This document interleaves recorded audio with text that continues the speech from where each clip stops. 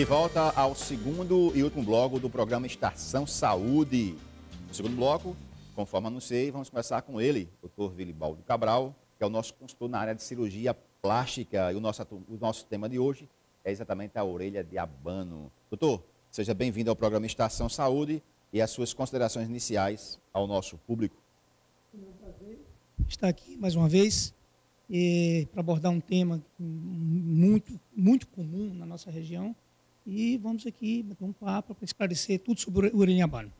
Com certeza. Para nós que fazemos o programa Estação Saúde, a TV Master e o grupo Alex Filho, é um prazer tê-lo conosco. Aliás, a orelha de abano, segundo os dados, atinge em média 5% da população. Isso vai tanto meninas como meninos, né? Jovens, rapazes e moças, de uma forma geral. E apesar de ser uma parte do corpo humano que não para de crescer, as orelhas atingem o seu tamanho médio e formato definitivo entre 5 e 7 anos de idade. Vamos confirmar isso com ele, tanto esses dados como essa faixa etária.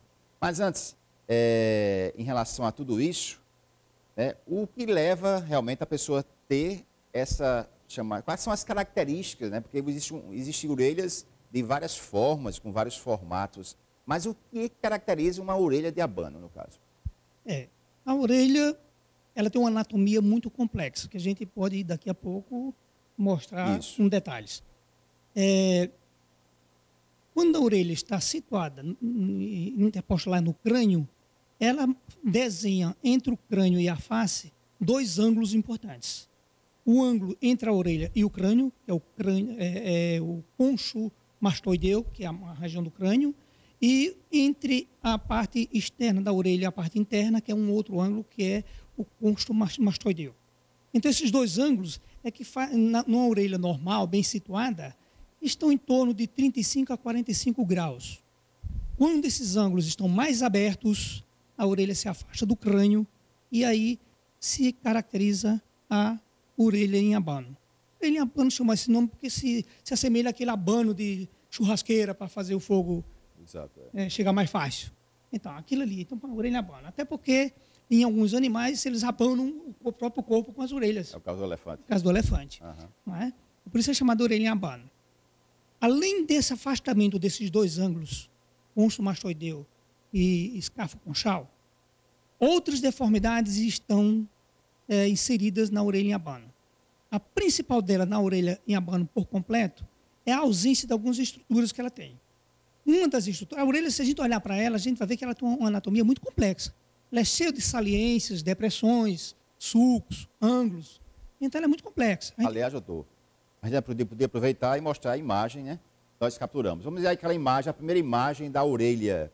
Doutor, explica aí para a gente exatamente o que o senhor está tentando explicar ao nosso público. Então, com a imagem fica mais fácil de entender. Aí uma orelha normal. O que tem uma orelha normal? Se vocês olharem, ela tem vários contornos ali. Contorno superior, que é a hélice, tem um lóbulo, tem uma depressão ali que é a concha, tem outra depressão lá em cima que é a escafa, tem uma saliência ali que é a antihélice, ali onde está aquela seta superior, é a antihélice. Que na orelha de abano, na maioria delas, esse elemento anatômico está ausente.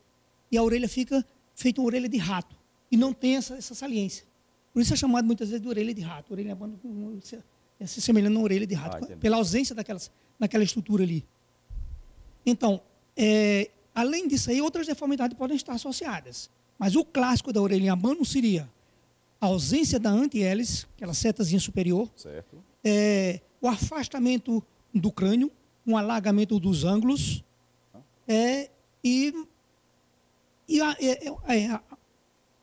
uma tensão exagerada da mola cartilaginosa. Se você pressionar essa orelha em direção ao crânio e soltar, ela volta. Sim, certo. É como se tivesse uma mola atrás da orelha, empurrando para frente essa orelha. Certo. E é realmente um efeito de mola. É a mola cartilaginosa da orelha. Que essa mola tem que ser quebrada durante a cirurgia, fragilizada, para que uma vez a orelha no local, depois da correção, ela não tem uma pressão dessa mola voltando a orelha para voltar a ser abanada. Que se não corrigir essa mola cartilaginosa, depois da cirurgia a orelha pode voltar a ser abanada de novo. Ela pode recidivar.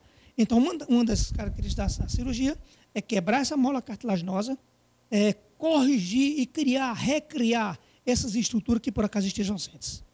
Okay. Bem, Volto para os estúdios para a gente explicar um pouco em relação a um e-mail que chegou também. Aliás, nós capturamos isso.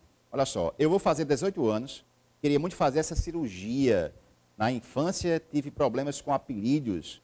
Já na adolescência, sofri bastante e ainda tento recuperar a minha autoestima, que foi abalada muito por causa disso. Meus pais não ligam para isso e acham que é besteira, mas eles não fazem ideia de como eu já sofri. Isso é realmente um pronunciamento de uma jovem de 18 anos na internet. Doutor, realmente essa questão da orelha de abano é um caso sério dentro da questão também da psicologia, da autoestima de uma pessoa, não é isso? Júnior. A orelha de abano é um pequeno problema, com grande repercussão psicológica para o paciente. Na vida social dessa pessoa. Na vida pessoa. social, na vida de relação.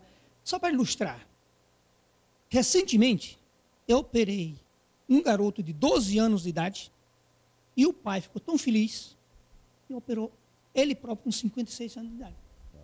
Quer dizer, eu operei o filho de 12 e operei o pai com 56 anos de idade. Então, é sempre traumatizante para um portador de orelha de abano. E não brinca, na nossa região, norte e nordeste, a incidência de orelha de abano é alta. Doutor, teve um depoimento de uma jovem de 18 anos, que eu falei recentemente, inclusive tem outro depoimento aqui, ó. Eu evito o máximo andar com o cabelo preso, principalmente na escola. Eu não me sinto nada à vontade. Inclusive, já falei com meus pais, e eles também alegam que é besteira. Na realidade, são duas jovens conversando, ambas com o mesmo problema, que é a orelha de abano. Agora eu pergunto ao colega, existe uma faixa etária específica? Porque essa jovem já está com 18 anos e a outra possivelmente está na mesma faixa etária, 18 anos. Qual é a faixa etária para exatamente fazer essa cirurgia? Você falou no início que a orelha cresce, chega ao seu limite máximo em torno de 7, 8 anos. Entre 5 e 7 anos que ela evolui, está chegando no limite máximo. Exatamente. Pode ser um pouquinho mais, um pouquinho menos. A gente avalia. Mas a idade que a gente elege para operar, ideal para fazer essa cirurgia, seria depois dos 7 anos de idade. Após os 7 anos. Que é quando a orelha já chegou no limite, num tamanho já definido, e que a gente já pode mexer sem comprometer no futuro um outro crescimento que possa vir alterar o resultado. Então, é o limite que a gente respeita depois dos 7 anos de idade. Até porque é nessa idade onde marca mais a criança. É na idade escolar. Ela está lá no colégio, com todos os outros coleguinhas fazendo gozações, colocando nomes, apelidos desagradáveis, que marca a criança. E a criança marca mesmo. Chega como essa jovem adolescente de 18 anos de idade, marcada. Não se deixa fotografar.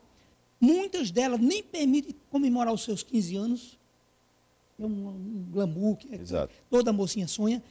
Tenho pacientes que só fizeram 15 anos depois de operar a orelha. Ela comemorou os 15 anos dela com 16 anos de idade, porque ela se negou a fazer a festa de 15 anos. Mas aí foi convencida a fazer essa cirurgia, e depois da cirurgia, ela fez a festa de 15 anos. Então, é realmente um problema que marca as pessoas. E o resultado é muito gratificante. A primeira coisa que a pessoa faz, depois que opera uma orelha em abano, o paciente fazer um álbum de fotografias, fazer as suas festas que não foi feita antes por conta do problema, e cortar o cabelo ou pintar o cabelo para trás. Da forma que achar melhor.